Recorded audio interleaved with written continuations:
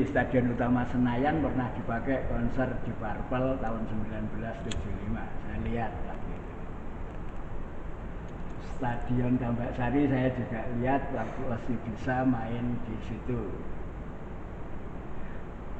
Di tingkat internasional, Madison Square Garden di New York, Amerika juga dipakai konser Rolling Stone, Queen di Wembley. Piala World Cup pun selalu diisi acara-acara musik. Jadi ini World Cup 2014 di Brasil, itu ada Jennifer Lopez sama Shakira. Terus sepak bola selalu dekat dengan musik, lagu nasional selalu berkumandang gitu. Di setiap pertandingan sepak bola di World Cup itu lagu kebangsaan. Jadi artinya esensi dari nah sekarang yang konser di Gedung Kesenian Gajayana yang saya fotonya sempat saya temukan, saya hadir motret sendiri waktu itu. Ini ada Swaringa Sisters dari Porong 74 ya Pak, masuk tahun 74. Iya, 74. Terus ini 73 Terencem dari Solo. Ya atraksinya ini ada api untuk di atasnya. Itu Stadion Gajayana? Stadion Ini di Gajayana Pak ya? Iya, Gajayana. Stadion dalam ya namanya memang Pak ya? Ya saya belum tahu apa stadion dalam atau Iya. Luar. Luar ya? Luar, iya. Di tulisan saya luar kayak. Selalu luar. Iya. Kalau musik. Nyebutnya luar. Iya. Iki terencem zamane iku Setiawan Jodi. Tapi nggak ikut, waktu ini nggak ikut. Oh, dia nggak datang ya. Ini Pak harus diceritakan ini Pak. Lumayan ini, satu foto, satu narasi udah 2 halaman.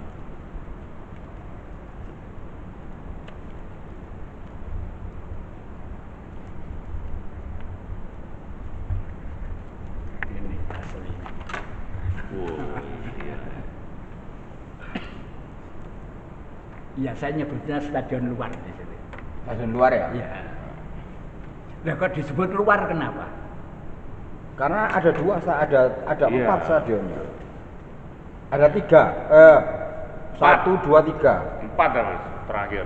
Jari Pak Dimi papat, siji ku dalem, sing telu lo njobo. Ndek njaba iku loro, sing siji gawe lapangan basket mbek voli. Oh iya. Sing tengah. Iya. Dadi ndukur bal-balan, tengah voli ambek basket, isore bal-balan.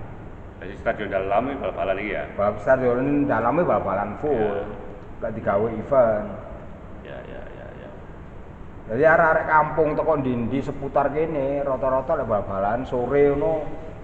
Ya. Jadi gak gawe gawang full. Karena arek cilik-cilik ya. Jadi sak stadion itu bisa diisi 4-5 kampung. Itu pasti bisa. Jadi aku tahun 86, 87 itu aku bermain bola itu di situ, di stadion yang di luar itu. Berlatih di situ. Itu zaman aku SMP, Pak. Nah, kita lanjutin. Nah, ini waktu Terencem main itu pendampingnya Elvira, tapi ini foto bukan di stadion, ini udah foto di Pulau Sari. Dia juga pakai atraksi gila-gilaan bawa ular. Enggak ono ini. Elvira iki sapa? Nama band di Lowowar. Salah satunya Bolos itu sapa? Wahyudi. Wahyudi. Terus drummernya sapa? Apal nggak Son? Kalau pemain gitarnya pernah Tewel masuk. Tewel pernah di Elvira? Pernah. Tapi formasi kedua. Oh.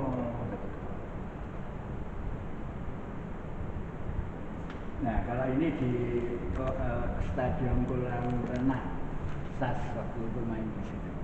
Kosas ya? Terus ada Presi Sister juga saya sempat lihat. 95. Kolam renang view-nya pas. Nah, ini salah satu fans berat penggemar musik namanya Sugeng. Sudah almarhum sebulan yang lalu. narasumber yang luar biasa. Iya, sempat harusnya, kita makanya gali. kita tuh selalu kehilangan begitu Pak, kalau sudah Apa? Sugeng apa? Penonton musik. Jadi dia itu apa yang dia teriakkan itu kayaknya mewakili penonton. Jadi ada band elek, no, dia ngomong elek. Penonton liyane melo. Nyawat latu. Oh. kalau bahasa Indonesia lagi provokator lah. Ya.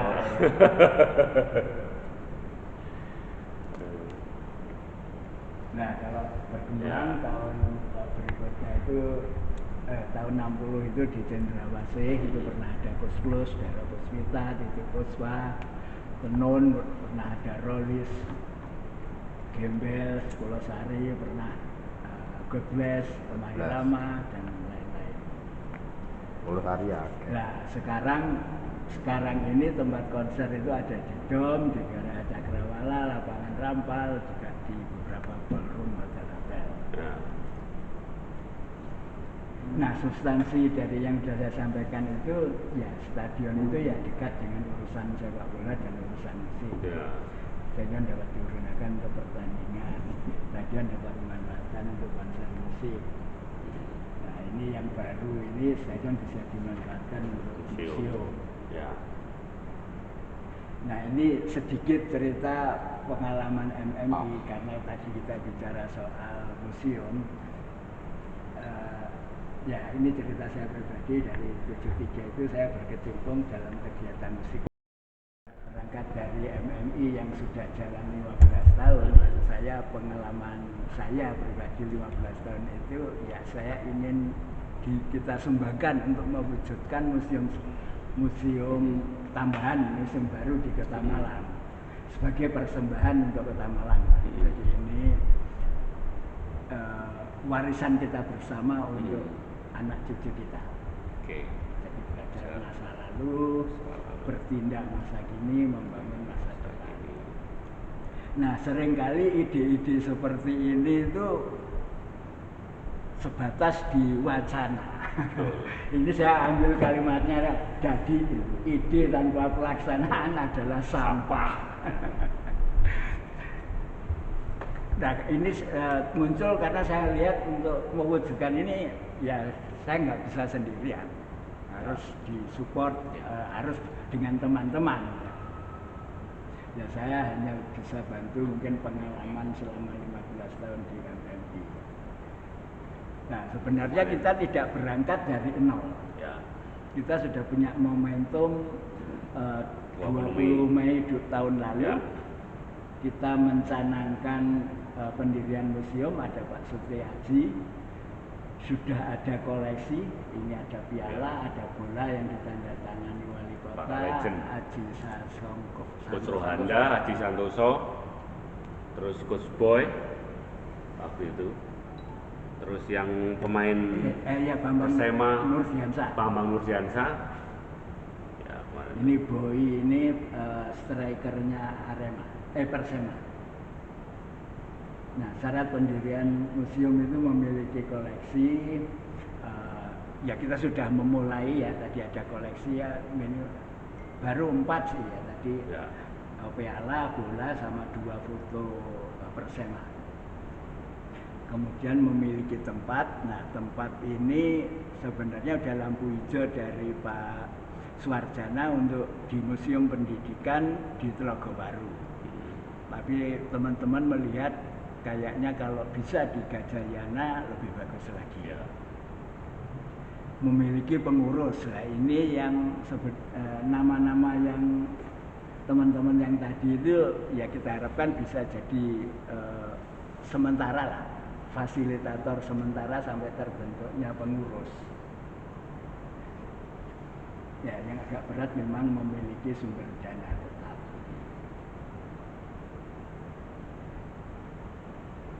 Nah, tujuan museum ini kira-kira adalah melestarikan nilai-nilai penting Stadion Gajayana sebagai stadion tertua di Indonesia. Dan sepak bola Persema pun juga punya reputasi yang perlu diketahui oleh masyarakat. Ya mungkin tambahan juga kita punya salam satu jiwa itu mungkin Bison bisa punya peran besar gitu ya.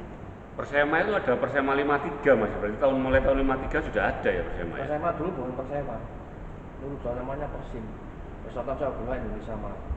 Oh, lah itu Casing ya. Road. Ya, Persim ya Mas. Persim dulu, bukan Persema. Ya. Tapi sebelum Persim, NPB, malah football apa itu bahasa Belanda. Nah itu perlu ditulis itu. Karena memang stadion itu benar Pak Engki. Yang utama pasti olahraga, yang kedua musik. Kalau menurut saya loh Pak Di ya. seluruh dunia. Iya tuh, memang dua itu benar. Jadi olahraga dan musik wis pasti itu yang mendominasi. Ya ini tadi rincian 4 koleksi yang kita sudah punya. Ya ini kita perlu gelorakan lagi partisipasi masyarakat untuk menyumbangkan barang-barang yang terkait dengan sepak bola khususnya Malang. Ini hal yang sama kita lakukan waktu ngumpulin koleksinya Museum Musik Indonesia, melibatkan partisipasi masyarakat.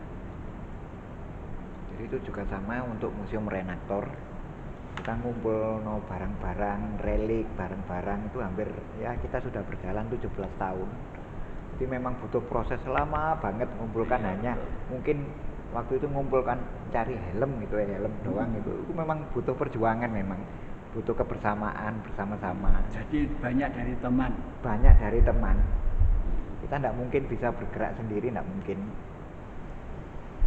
Di kita tuh di Museum Renaktor mulai 2006 kita jalan aja ngumpulkan kan kata salah satu pertama kita dulu nggak pernah mikir bahwa kita akan mendirikan sebuah museum itu nggak pernah, tapi kita ngumpulkan gara-gara opo kita ingin katakan membuat sebuah foto namanya impresi kalau di seni Renaktor, foto tapi dengan barang-barang yang dulu pernah dipakai, jadi rasanya memang beda, itu kisah-kisah kita memang di Renaktor waktu merintis sebuah museum.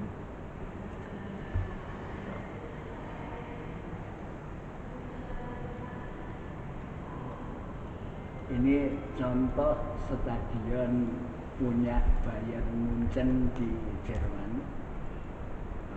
Jadi tempat tujuan wisata dan hidup ribuan turis datang setiap hari. Ya hidup juga dengan menjual merchandise yang mungkin ini bisa kita jadikan wacana untuk sumber dana museum sepak bola. Jadi ya terbayang oleh saya misalnya kita cari lisensi kaos-kaos dari klub-klub terkenal, minta lisensi dari Barcelona, minta lisensi dari Argentina, Brasil, kita jual di sini bagi hasil. Syukur kita diizinkan produksi di sini, jadi nggak usah datangin dari sana. Hidup UMKM.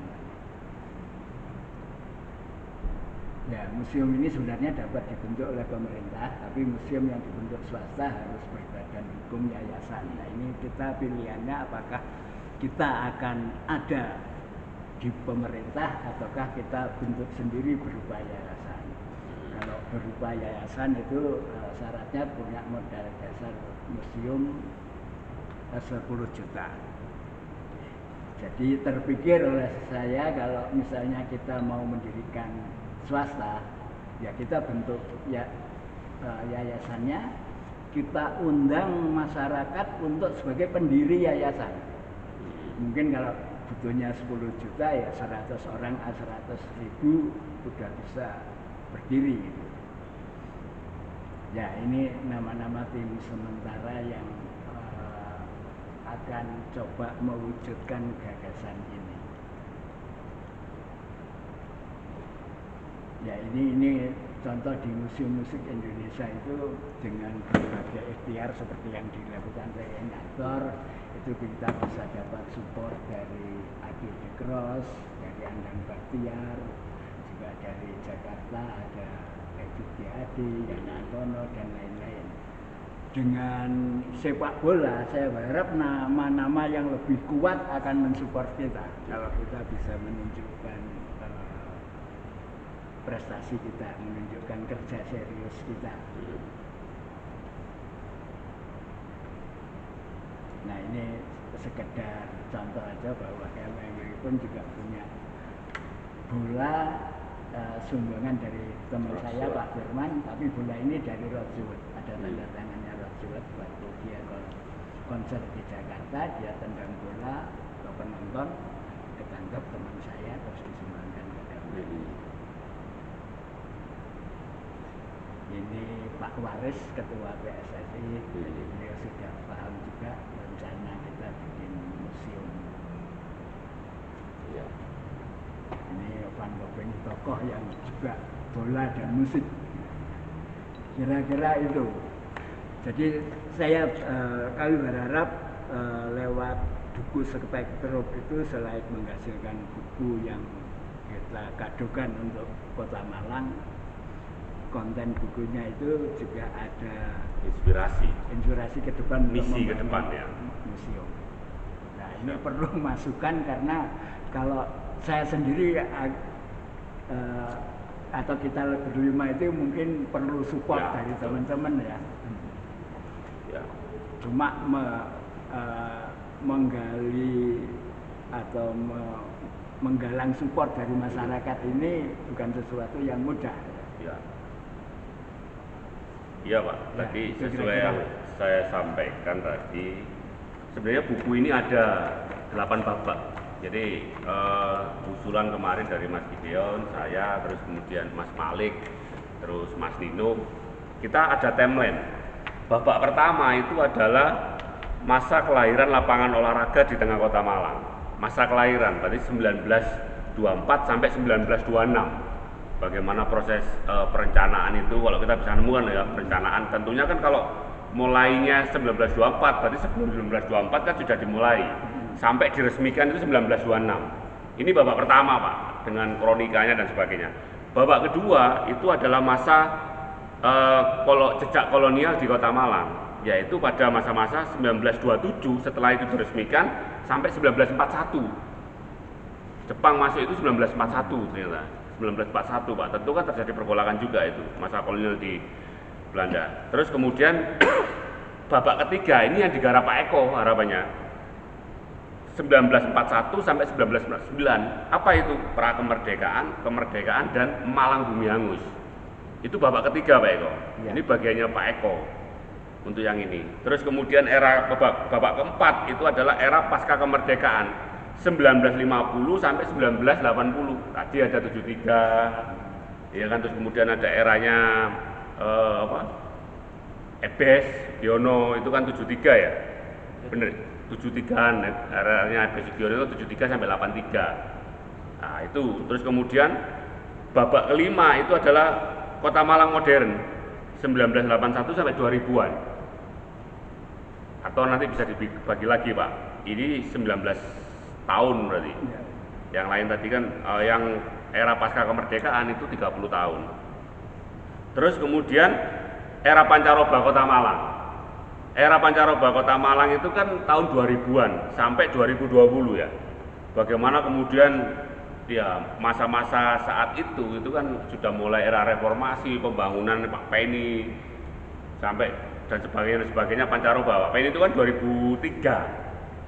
Itu tidak bisa dipungkiri juga bagaimana menjadi MOG dan sebagainya itu kan di era-era itu Pak, era-era pancaroba Kota Malang. Terus kemudian babak ketujuh itu era spektrum pertama Mas, jadi mulai tahun 2021 sampai 2024. Jadi kita kan buku spektrum pertama kemarin kan 2018 sampai 2023, eranya Pak Sutiaji. Tapi ini saya masukkan, niatan kita untuk menulis buku itu kan ada di tahun 2021 yang kemudian terwujud di 2023 ya Mas Bison ya. Itu era-era spektrum pertama. Maksud saya begini, buku spektrum yang pertama itu juga harus diapresiasi apapun hasilnya gitu. Era spektrum pertama. Terus kemudian punya Pak Hengki tadi itu masuk di spektrum masa depan Kota Malang dan Indonesia Emas 2045. Salah satunya adalah membawa misi ada museum tadi Pak. Jadi ada 8 babak itu kemudian. Ada 8 babak itu. Lah, era-era masa depan ini tadi filosofinya adalah itu tadi, belajar masa lalu, bertindak masa kini, membangun masa depan. Filosofi di babak ke-8. Nah, sehingga orang membaca itu runut. Kan sudah ketemu kalau begini. Era-era kelahiran itu Pak Lulut ya. Era-era kelahiran itu Pak Lulut. Terus era-era kolonial itu kita kerjakan bersama 1927 sampai 1941. Era pra-kemerdekaan, kemerdekaan dan Malang Bumi Hangus Pak Eko. Terus kemudian era pasca kemerdekaan dikeroyok bareng-bareng, termasuk Pak Hengki Musik, Mas Bison Manasik atau apa nasionalisme, humanisme, ya apa fanatisme. Nah itu di situ Pak. Itu disitulah. Kalau menurut saya memang daging dari buku ini itu adalah babak 3, babak 4 sama babak 5. Ini daging, itu 500 halaman sendiri kalau menurut saya Pak. Era di mana pra kemerdekaan, kemerdekaan Malang Bumi Hangus, era pasca kemerdekaan, era Kota Malang modern, itu separuh sendiri buku itu Pak. 500 halaman sendiri. 500 halaman sendiri. Lah, di masing-masing babak itu ada bab. Misalkan bab tentang arsitek, bab tentang musik, bab tentang sosiologi, bab tentang dinamika masyarakat saat itu, atau ada kejadian-kejadian khusus, misalkan ketika peristiwa 65 atau apa, itu ada khusus, ada bab-bab itulah. Dalam bab itu, kalau misalkan Mas Nasir banyak mengupas tentang tahun, katakanlah di tahun 70-an, 80-an misalkan, lebih dari 1 judul atau bahkan 5 judul atau 10 judul, itu ada bab apresiasi.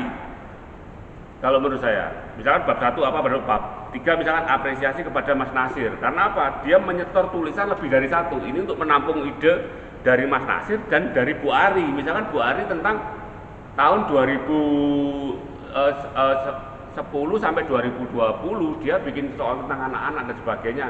Yang itu lebih dari 1 judul, boleh. Tapi masuk di babak 2010 berarti masuk di babak era Pancaroba Kota Malang, di mana ada bab khusus, misalkan ada bab 5 adalah tentang apresiasi kepada Bu Ari, bagaimana kemudian tulisannya lebih dari 1 judul, gitu loh Pak. Mas Nasir misalkan masuknya nanti bisa di situ. Apakah Mas Nasir boleh menulis kemudian di tahun 2021, 2024? Boleh gitu loh. Ada selain bab khusus tadi ada bab sempalan. Nah, ini bisa terarah supaya Mas Nasir sebagai penulis yang produktif, yang nulis lebih dari 1 judul, itu bisa mengelompokkan tulisan dia yang paling banyak di 1 babak itu. Mas Bison bisa ada kemudian babak khusus bagaimana kemudian perkembangan tahun 70 sampai 80 misalkan ya. Atau 70, ya betul. 1950 sampai 1980 misalkan. Apa yang terjadi di situ? Atau era setelahnya 1981 sampai 2000 misalkan. Mas Bison bisa punya lebih dari 1 judul itu. 81 ke 2000 itu kan 19 tahun. Nah, apa saja yang terjadi di 19 tahun, Mas Bison bisa setor lebih dari 1 judul. Nah, itu apresiasi. Kalau menurut saya, Pak. Ngono, Mas. Iya, Bu. Tambahan lagi. Kalau museum itu kan bagian kecil aja dari ke depan. Jadi Betul. ke depan harus ada perspektif lain yang Betul. lebih signifikan. Ya. Betul, Pak. Betul, berarti misalkan tadi Bapak masuk ke bab 8 kalau membahas soal museum. Apa itu babak 8? Spektrum masa depan Kota Malang masa depan dan Indonesia Emas 2045. Salah satunya adalah bab 1, museum sepak bola. Mas Bison misalkan perpustakaan khusus sepak bola, kan gitu loh. Mas Haris misalkan arsitektur lapangan sepak bola masa depan misalkan. Bab 3 kan itu. Gitu loh, Pak. Sarannya harapanku sih di setiap bab itu bukan hanya sekedar menceritakan, tapi tentunya ke musik, baik itu lagu Michael dari MNP. Harapanku sih tulisan-tulisan tentang musik itu finishnya itu harapan, berarti kan ada harapan kan untuk masa depan. Betul. Kan? Harapannya Malang ini ada salah satu pertunjukan musik tahunan. Jadi kayak Rock in Solo, Rock Yogyakarta itu Malang masuk gak iso. Betul. Itu di musik itu pertahankan, perjuangkan maksudnya. Itu harus diperdebatkan dan harus diperjuangkan. Ya. Gitu loh. Terus kayak si Mas Eko tentang masalah stadion. Ini kan tempat apa tadi Mas? Tempat 9 Mas. Malang Bumi Hangus. Bukan. Penyerahan kedaulatan. Nah, ya. itu kan tempat sakral itu. Ya. Itu loh, penyerahan kedaulatan dan Jepang masuk ke Malang itu kan upacara dhisik nang stadion. Ada 3 poin itu tadi, yang poin yang ketiga Stadion Gajah ini kumpule arek Malang tapi berupa laskar kerakyatan gitu loh. Ada Pesindo Persatuan Indonesia, terus TGP, TKN dan sebagainya itu rapat di stadion. Jangan sampai Malang ini yaitu Bumi Hangus itu awalnya di Stadion Gajayana rapatnya di situ. Nah, itu tahun 49 ya? 47 ya. Itu serapat itu. Itu serapat rek Malang serapat yang ini kuno. Gitu loh. Nah, semua bab ini menceritakan itu harus ada endingnya. Betul, ibaratnya kesimpulan lah. Kesimpulannya tidak endi, kalau nulis tok yo. Betul.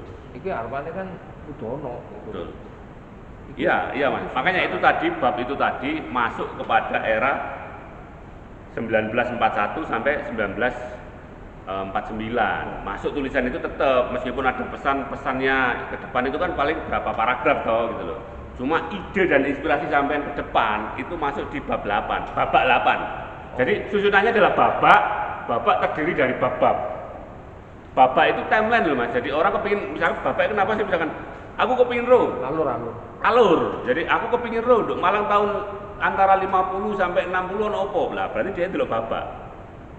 Bukae babak anu Mas. Oh, ternyata ono iki bab 1 ono iki, bab 2 ono iki di tahun niku gitu loh. Gitu loh Mas. Kenapa memudahkan ketika ono pertanyaan. Tahun 73 itu ono apa ya musik di Kota Malang? Delok niki bukune. Oh, tahun 70 sampai 80 ono musik apa? Delok babake. Orang langsung akan delok buka babake. Babake delok bab apa? Bab musik, bab budaya. Gitu loh Mas. Ini hanya saran.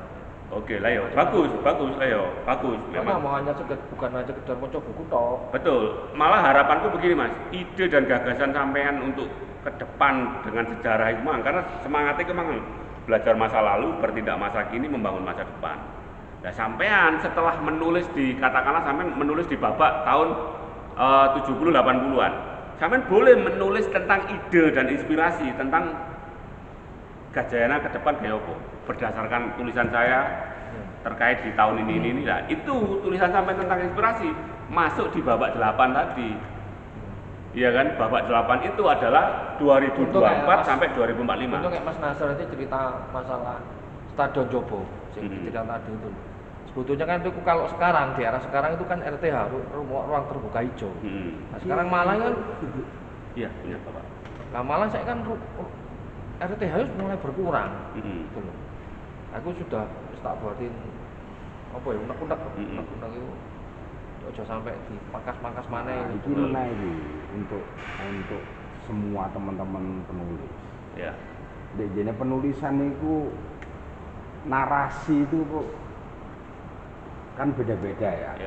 Hanya ketika kita membuat berita, terus kita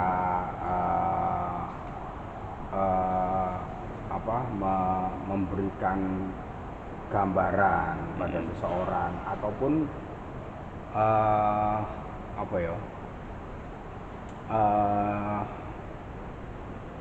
sekedar bercerita.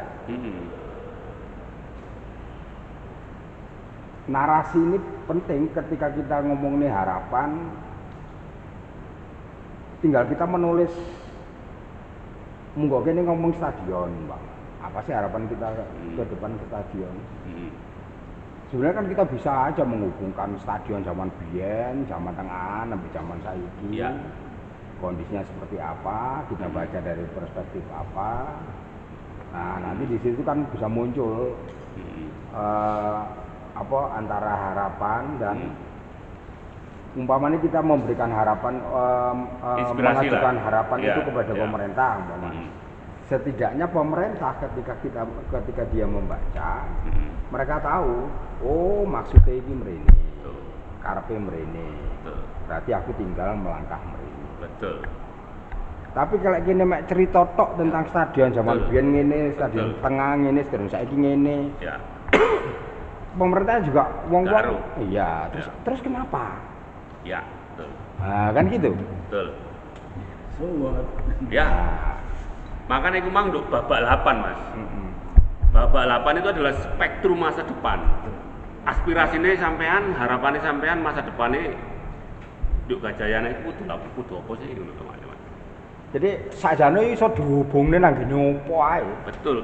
Sebenarnya loh ya. Kita mau ngomongin apa aja. Mungkin ini cangkruk ngeteh ae. Aku iso kok ngubung-ngubungno nang ngene wilayah politik. Ya. Tergantung pemahaman kita tentang politik.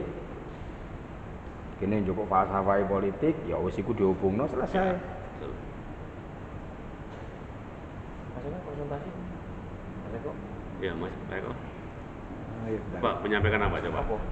Jadi rencana ya mungkin Mungkin ada slide-nya ya, Mas. aku nggak punya sih kok. Ya.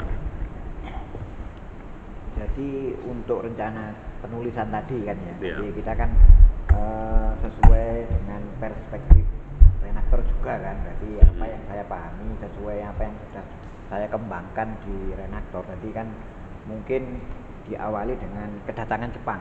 Kedatangan Jepang. Jadi kira-kira ada peristiwa apakah di Stadion Gajayana Ya. sehubungan dengan kedatangan Jepang. tentara Jepang. Ya. Jadi kan pertama itu kemungkinan ada mungkin sekitar tanggal 5 Mei tahun 42 itu kan. Jadi itu Jepang itu merayakan di situ di Stadion Gajayana, Pak, ya? Gajayana. Oh. Jadi merayakan Tenno Heika untuk Kaisar Hirohito dirayakan di Ya. situ sudah berhasil masuk ke Kota Malang. Jadi Jepang itu merayakan kedatangannya itu pada hari Selasa 5 Mei tahun 42. Ini saya masih mencari fotonya, ini belum ketemu sampai sekarang. Jadi untuk merayakan itu, wujud merayakan, jadi waktu itu dijadikan tempat untuk merayakan. Dan itu berlanjut lagi misalnya untuk beberapa kegiatan, misalnya di depan kantor ini, kantor perpustakaan ini, di depannya sebelah sana kan rumah tinggal komandan tertinggi di depannya perpustakaan. Tikungan pojok. Nah, rumah pojok itu rumah tertinggi dari pasukan Jepang yang ada di Malang. Jadi waktu itu diadakan semacam koyok karnaval gitu, merayakan itu berangkat dari Stadion Gajayana untuk berjalan terus sampai di depan rumah sebagai penghormatan lah itu sebagai. Jadi itu kumpulannya itu terus pengalir nanti ke kemerdekaan. Jadi peran-peran arek-arek Malang itu juga menjadikan stadion itu sebagai tempat berkumpul seperti tadi yang disampaikan oleh Mas Bison tadi. Itu tempat berkumpul mereka yang dari TRIP, dari TGP, mereka belajar menembak. Dan kebetulan markas komando TGP yang ada di Jalan Semeru 42 itu merupakan pusatnya, merupakan pusat Jadi kodim itu. sekolahan Bina Cendikia. Bina Cendikia itu menjadi tempat belajar. Jadi waktu itu setelah perjanjian Linggarjati kan ada waktu tidak ada konflik.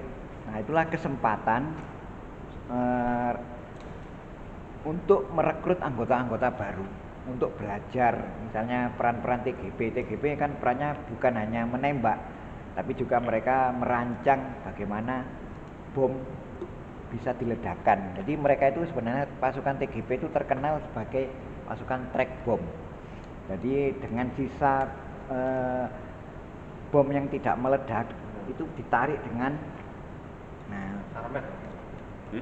Armet dan Seni. Nah mereka itu tugasnya salah satunya adalah itu waktu Malang bumi hangus, mereka bertugas untuk beberapa proses pembakaran, penghambatan, jebakan dan bom. Itu yang peristiwa tahun 47. Jadi pada tahun-tahun 47 itu stadion itu digunakan untuk berkumpul. Berkumpul pertama tadi untuk konsolidasi Malang Bumi Angus itu di situ, berkumpulnya pasukan. Dan menginjak yang terakhir, masalah yang tanggal April itu penyerahan dari Belanda ke Indonesia, penyerahan militernya. Jadi merupakan tonggak bahwa penjajahan yang dikuasakan oleh Kenil pada waktu Belanda diserahkan kepada Jenderal Sungkono waktu itu. Diserahkan, dan itu juga kejadiannya juga ada di Stadion Gajayana. Jadi kita kebetulan memang di Renaktor itu juga mengumpulkan pernik-pernik. Jadi kita berliterasi, mengumpulkan beberapa naskah, beberapa kita kumpulkan. Sebenarnya Renaktor itu sebenarnya selain hanya untuk koleksi, orang lain mungkin menilai, waduh, tuwek-tuwek perang-perangan Padahal kita itu kepingin Renaktor itu sebenarnya sebuah konsep pendidikan.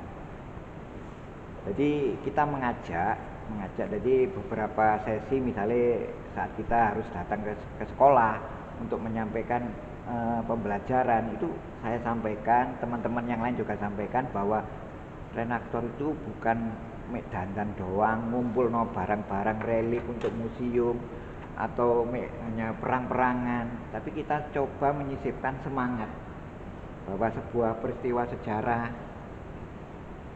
oh dulu pernah seperti ini, menimbulkan rasa bangga, menunjukkan cinta tanah air.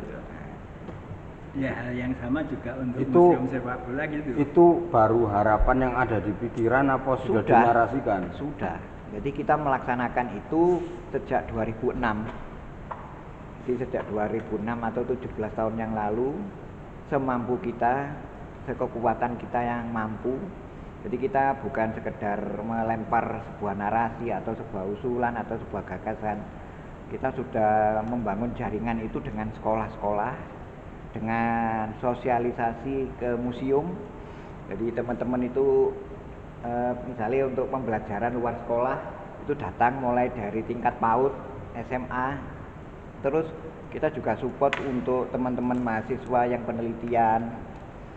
Jadi beberapa bab, misalnya beberapa teman kemarin kepingin mengangkat sejarah tentang peristiwa Coban Jahe. Jadi sebenarnya peristiwa Coban Jahe itu sama heroiknya dengan peristiwa trip yang Jalan Salak. Jadi waktu itu Jalan Salak itu tahun 47 juga. 47 ya. 47 juga. Pasukan. Jalan Salak itu apa enggak 49 juga Bumi Angus, Pak? 47 ya. 47. Jadi Malang Bumi Angus itu sebenarnya kan Belanda itu sudah datang ke Malang itu tanggal 21. Jadi mereka masuk ke Malang itu tanggal 21, mereka tahun 47. 47 ya. Tahun 47 tanggal 21 Juli tahun 47 mereka itu sudah masuk di Malang dan berhenti di Lawang. Nah, kenapa kok mereka berhenti? Nah, mereka memperoleh informasi bahwa satu pejuang di kota Malang itu sudah punya satu senjata. Jadi waktu penyerahan Jepang, seluruh senjata itu diberikan ke pejuang. Jadi akhirnya satu orang pejuang sudah memiliki satu senjata. Jadi mereka sudah punya perlengkapan untuk melawan kehadiran Belanda yang akan masuk itu.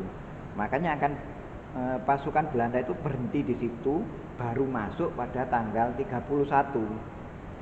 Nah, sebelum tanggal 31 itu atas koordinasi para pejuang pada waktu itu sudah bikin jebakan, pohon-pohon dirobohkan, beberapa bangunan. Itulah peristiwa Malang Bumi Angus tanggal 31 saat mereka masuk. Nah, trip pada waktu itu koordinasinya terputus. Mereka sebenarnya diminta untuk mempertahankan Malang, untuk menghadang Belanda dari arah Metek. Ternyata Belandanya datang dari arah Jalan Ijen.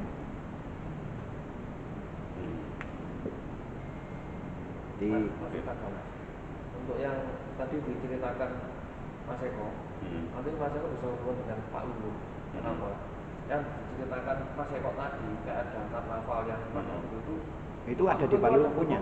Pak Lulut ada ada fotonya. fotonya itu lengkap itu. Nah ini nanti pada berbenturan kan bisa koordinasi ya. Iya, iya, iya. Kalau menurut saya enggak berbenturan. Jadi ini sorry saya tadi bukan 9 babak, 8 babak, tapi 9 babak. Nah, iya, makanya perlunya dikumpulin bareng tanggal 7 itu betul, undangannya betul. serius. Penulis Betul. harus datang. Ya, semua. makanya ini kan dari diskusi keempat ini kita sudah memperoleh istilahnya gambaran ini kan mulai wujud lah gitu loh Pak. Jadi contoh misalkan begini, sekarang bisa kita tunjuk misalkan untuk babak 3 masa pendudukan Jepang, kemerdekaan dan Malang Bumi Hangus itu penanggung jawabnya adalah Pak Eko. Pak Eko. Jadi kalau misalkan ini 9 babak, katakanlah tanpa penulis dan tanpa gambar gitu ya, tanggung jawab Pak Eko adalah nulis 100 halaman yang itu terkait dengan masa pendudukan Jepang, kemerdekaan sampai Malang Bumi Hangus, yaitu tahun 42 apa 41 Pak Eko? Apanya? 42. 42 ya, berarti 42 sampai 50 lah. Iya, sampai 50. Sampai 50 Pak Eko tanggung jawabnya itu. Nanti lah Pak Eko misalkan ada tentang Pak Lulut atau apa dan sebagainya, nanti koordinasinya Bisa gitu. Kolaborasi lah untuk foto-foto. Nah, mungkin. betul lah. Babak kelahiran lapangan tadi 1924 sampai 1926 itu Pak Lulut penanggung jawabnya. Nah, lalu misalkan ada Mas Nino arsitek atau apa saja tentang terkait di situ, hubungannya sama Pak Lulut. Terus babak yang kedua 1927 setelah itu diresmikan sampai 41 era kolonial. Lah ini siapa penanggung jawabnya? Misalkan Cisco itu kan punya banyak referensi di tahun-tahun itu gitu loh. Nah, Cisco lah itu maksud saya penanggung jawabnya adalah Cisco. Iya toh? Terus kemudian babak 4 era pasca kemerdekaan 51 sampai 65. Nah, kita pisah ini sebelum tragedi G30 SPKI. Nah, itu siapa penanggung jawab yang di situ? Kan kita belum. Terus kemudian era awal Orde Baru tahun 66 sampai 80-an. Misalkan 66 80-an itu kan paling enggak sudah ada 14 tahun di situ. Nah, misalkan ini penanggung jawabnya siapa? Mas Nasir misalkan. Sampai 1966 sampai 80-an Mas Nasir. 100 halaman. Nah, Mas Bison itu ada di tahun 1981 sampai 2000. Misalkan. Nah, misalkan Pak Hengki tadi ada konser atau apa tahun 73, berarti koordinasi sama Mas Nasir.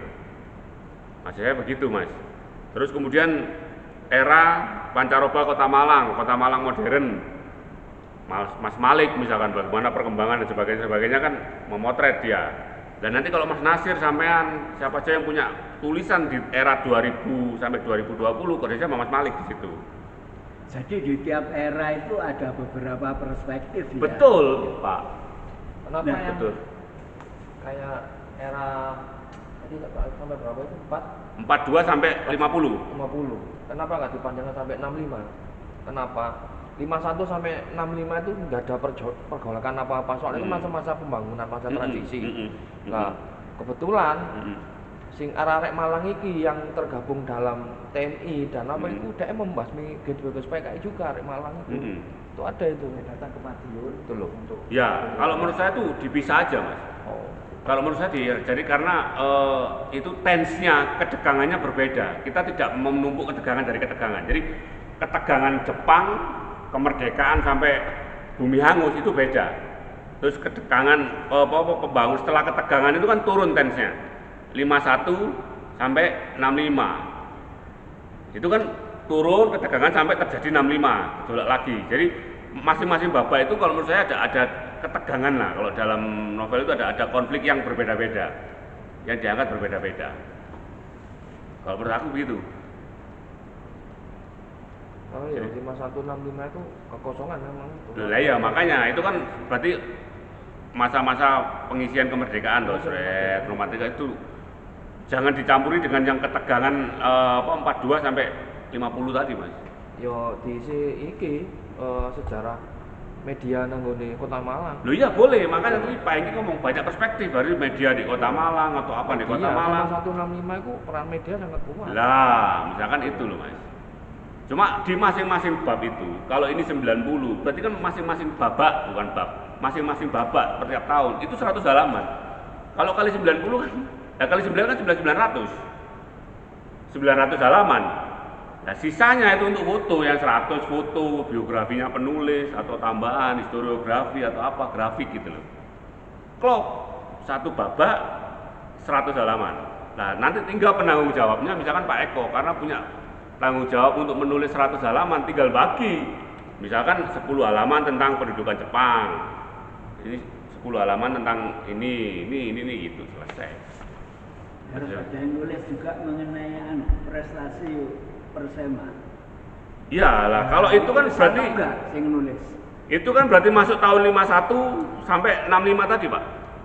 Ya sampai sekarang mungkin ya. Iya, Mas Bison ya. Nggak ada sekarang Persema. Lu enggak, bukan. Ya, Kalau sepak Persema bola Malang lah kira-kira. apa tadi namanya, Prestasi Persim? sepak bola Malang. Nah, Persim itu tadi 51 misalkan era ada berarti Persim dimasukkan di era 51 sampai 65 itu, Mas. Tulisan tentang Persim. Terus pernah jadi juara apa-apa aja kan Betul. juga perlu diungkap. Betul. Tapi setiap penulis, misalkan Pak Eko memang punya tanggung jawab di babak 3. Tapi apakah Pak Eko tidak boleh nulis peristiwa tahun 70-80? Boleh. Tetap Pak Eko tetap tulisannya boleh, misalkan 1 atau 2 tulisan. Nah, maksud saya pertanyaannya Mas Nasir ini bagus. Kalau misalkan satu orang penulis menulis lebih dari satu judul boleh nggak? Boleh. Tapi diharapkan itu dalam satu babak. Jadi ada tahun misalkan tadi Mas Nasir nulis tentang tahun 70-an, 66 sampai 80-an. Banyak judulnya, lebih dari 10 judul di tahun itu. Lah itu baru Mas, apresiasi penulis Nasir tahun 66 sampai 80-an. Tulisannya sampean misalkan tentang tahun piro sih paling kayak 80-an sampai 90-an misalkan. Di situ apresiasi kepada Arif Wibisono. Lebih banyak di situ. Jadi penulis itu pasti punya penguatan penonjolan di mana. Tapi sampean juga boleh nulis tentang misalkan tragedi apa perspektif sampean tentang Malang Bumi Hangus. Boleh ketika sampean punya. Hizbullah Perang Hizbullah tahun piro? 45. Kok waktu Jepang masuk itu. Berarti 42. Nah, berarti sampean boleh masukkan ke Pak Eko. Gitu loh. Di babak tahun babak 6. Wisudanya bukan di Senayan, wisudanya harus standar. Tahun Tahun 97. ya, berarti kan masuk di babak ke-6. Jadi tulisan sampean di sebelah babak 3, yang wisuda Arema di babak 6. Jadi nama Mas Bison itu ada bisa di lebih dari satu babak. Gitu loh, Pak. Jadi misalnya seandainya saya menulis tentang pemikiran tentang museum, Ya. maka misalnya museum bola itu seperti apa sih? Iya. Berdasarkan pengalaman yang pernah kita Yes. Sampean bisa Nyumbang, 2 betul. atau 3 tulisan nyumbang nyumbang di untuk babak 9. babak 9. Gitu. Pengalaman kita Di babak Bukan 9 tentang- yang khusus membahas bab museum, misalkan bab Museum, 1. ya. Museum perspektifnya Pak Hengki, museum perspektifnya Pak Eko, museum perspektifnya Mas Nasir, boleh. Satu bab itu bisa lebih dari banyak perspektif. Dari situ menjawab pertanyaan Mas Nasir, pemerintah akhirnya tahu, oh ternyata yang paling banyak diinginkan adalah museum. Apa buktinya? Karena yang menulis tentang museum banyak, bukan hanya Pak Hengki, tapi Pak Eko, Mas Nasir, Mas Bison, saya, kan gitu loh Pak. Gitu loh Mas. Ya, clear ya jadi Pak ya. Nah itu baru kita sangat rasional, 1000 halaman itu mampu. Nah, mengenai pembabaan ini apa enggak kita dengar pendapat dengan para kurator juga? Betul, betul. Ini kita masih planning. Ya, Jadi ya. kita lontarkan hasil ini, nanti kita tuliskan, kita lontarkan. Pasti masih sangat terbuka. Tapi setidaknya kan Itu museum stadion, apa museum sepak bola? museum sepak bola, Kenapa nggak museum stadion? museum stadion begini Mas. Kalau museum sepak bola kan mestinya isinya kurang lebih isinya persoalan sepak bola dari awal sampai kapanpun gitu. Oh iya. Tapi kalau Museum kita stadion. ngomong museum stadion, Bisa saja tadi ketika penyerahan, ono apa dokumen penyerahan itu ya ditaruh situ ya, ya. termasuk- Apapun yang pernah termasuk- terjadi di situ. nah termasuk sejarah kejadian di stadion Iya, di iya, KW iya. Opo, di KW Opo. Ya, ini bisa sampai masukkan ide Mas. Ya tidak hanya sepak bola, Betul. sepak bola bagian dari Betul. stadion. Betul. Nah itu bisa sampean masukkan ide pikiran Ya, sampean. kayak Pak Dewi Pak Hengki ngomong Iya. musik. Musik. Betul. Begitu ngomong stadion museum sepak bola, Mek sepak bola toh. ya kan gak iso loh ngelebokno Ya, musik. dokumentasi musik sing ono Ya, di stadion. ya, ya. nggak bisa. Ya. Gak Tapi apa-apa. kalau kita bukanya museum stadion, Ya. dan itu lebih layak menjadi museum stadion karena Ya. stadion tertua di Indonesia. Nah kalau gini kan ada dialektika Pak. Iya, iya. Jadi Pak Hengki museum sepak bola, Mas Nasir museum stadion. Bisa jadi ada dua nanti. Tapi dengan adanya dinamika ini, gesekan pemikiran ini akan menjadi perhatian gitu Pak. Menjadi dialektika publik. Oh Mas Nasir bukan tidak setuju, maksudnya bagaimana kalau kemudian ini? Mungkin ada sudut pandang yang lain, museum arsiteknya atau apa dan sebagainya. Nah itu kan akan keren Pak. Gesekan-gesekan itu. Kalau museum stadion itu cakupannya lebih luas. Iya. Tapi apapun yang terjadi di stadion itu, Ya, otomatis lah. itu loh Pak. Tapi kalau museum sepak bola, apa yang terjadi di stadion yang lain bisa dibawa ke Ya situ. termasuk pertemuan 47, Iya. acara musik di ngene stadion, sepak betul. bola, ya sisine stadion itu lah. Iya, apapun yang pernah terjadi di stadion Iya. itu. Nah ini kan pemikiran alternatif. Jadi museumnya luwih lengkap ketika Ya. ngomongin stadion. Ya. Dan menjadi layak itu karena stadionnya stadion terluas. Ya. Lebih Nah menarik. itu ditulis juga Pak, dimasukkan pada babak 9. Babak 9. Apik itu ya kan. Mas Bison tentang perpustakaannya. Ya kan. Bisa jadi buku-buku yang 110 buku paling berpengaruh itu juga jadi perpustakaan di situ kan, perpustakaan stadion. Nah, iku lo munggo ngomong nggon isore stadion iki akeh bangunan dawa. Iya. Oh, iku ae sekat-sekate diilangi lah wis mari ya. Ya. Untuk penempatan itu. Ya. Nek kari nambahi beberapa kafe, Ya. digawe tongkrongan wong dolen. Ya. Gak mungkin mek isine museum tok. Kok mrono gak ono apa-apa. Lah wong ya butuh ngombe, arep butuh Di nyangkut. sekarang itu kan di situ ada kantor KONI, ada kantor IAI, ada kantor-kantor apa istilahnya? Situ tinju. Kita masukkan, nah malah kalau menurut saya sebelum pertemuan tanggal 7 sama Pak PJ, kita para penulis sudah bertemu dulu dan bersepakat. Di tanggal 6 itu kan ada pertemuan untuk membahas tentang 110 buku atau karya tulis paling berpengaruh untuk Kota Malang mulai tahun 1914 sampai 2024. Itu mungkin setelah itu bisa dibahas. Tapi ini nanti saya ketik, saya sampaikan di grup, jadi ada masukan. Tapi intinya kan cetakan ini mulai ketok gitu loh Mas. Kerangkai kan mulai ketok gitu loh Pak. Gitu. Mas Nasir yang paling kuat nanti rencananya penulisan di tahun berapa sampai tahun berapa Mas? Peristiwanya? Embo paling aku cenderung 80-an. 80-an ya? Oke. 80-an sampai 90-an lah ya? Iya, 80-90-an. Oke. Tapi aku gak kepingin mek sekedar bercerita tentang peristiwa. Tapi ada kebutuhan lain tentang fungsi stadion. Iya, iya. Ya termasuk salah siji sing jarene bisa RTH. Itu kan salah satu fungsinya. Ya. Resapan air. Iya. Kayak biyen KNPI, gedung KNPI itu kan asalnya tempat penampungan air. Sampai saiki. Hah? Enggak, sekarang jadi gedung. Lah ya Dulu- Banyu ya sik rono tapi. Dulu kayak danau. Ya kayak belakang Museum Brawijaya Mas nggih. Heeh. Oh, kalau itu resapan. Nggih, Bang. Fungsi Kalau itu resapan. penampungan. Oh, air kolam ya. Penampungan air bukan resapan. Saiki lek udan banyu lah ya rono kan.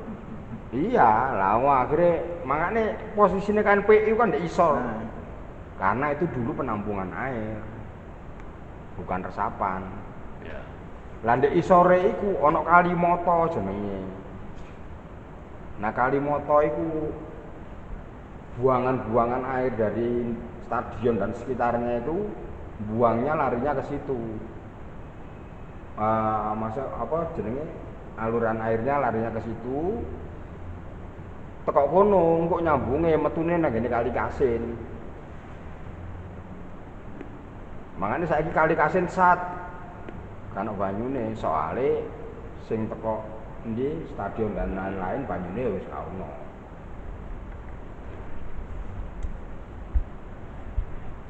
Biyen iku lek dina Minggu Kalimoto itu seneng. Karena dina Minggu di minggu kedua apa minggu keempat ngono iku wayahe berseni sembat. Wah, banyune dimetu toko sembat, dibuangan ganti banyu anyar. Wah, iku atus di Kalimoto iku sejuk-jupan wis rame. Oke, gitu Pak Enggi Cukup ya. ya. Siap. Mas Bison paling banyak di tahun berapa Mas Bison? Di 80 sampai 2000. 90 2000. 90 2000 ya Mas Bison ya. Nah, aku musiknya 70 80. 70 80. Oke. Nah, 84 itu Pak Anggi ada acara Sama kan ya tahun saya. Iya lah, yo apa enggak masukku cek ono penanggung jawab itu Mas jadi lah. ada Cek ngumpulno Rock Spirit 4. Tahun piro itu? Apa? Rock Spirit. Iya, Spirit. Rock Spirit 4. Iya, di bisa stadion. di sana datanya. Ada. Waktu itu sing main Rollies. Sing main Rollies sambil Elpamas. Iku koyoke awal-awale Elpamas. Nah, setelah itu terus main di gini pertigaan PDI itu. Talun. Pojokan kan biar kantor PDI ya. Talun S itu. Nah, terus main di gini gunung. Waktu itu vokalisnya si iku. Sapa arah pendek itu. Iku vokalisnya. Kurung kudu Aji.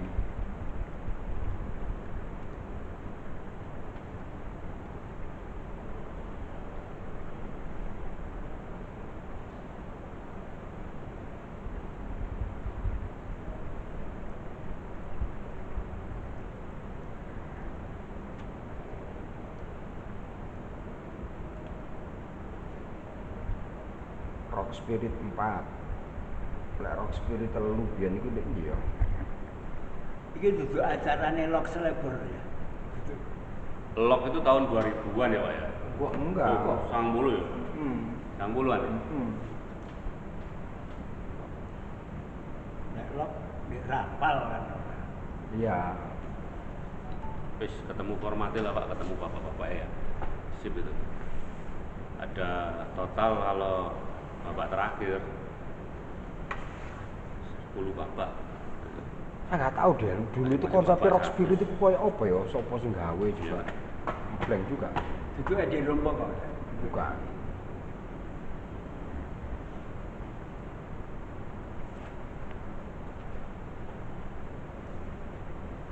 Zamane ku golongane Mas Edi ku sik biayai anu.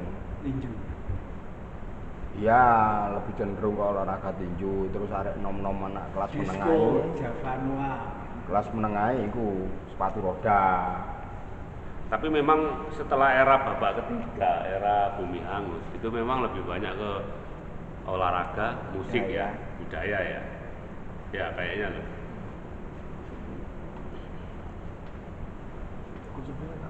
Ya? Lah iya, lah iya.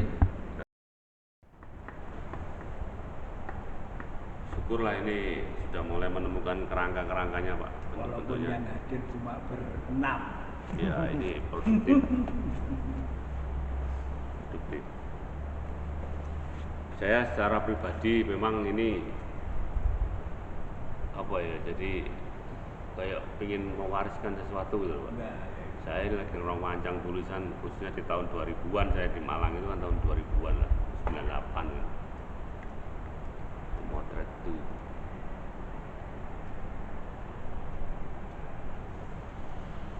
saya bisa pamit dulu ya. Ya. Belum ditutup.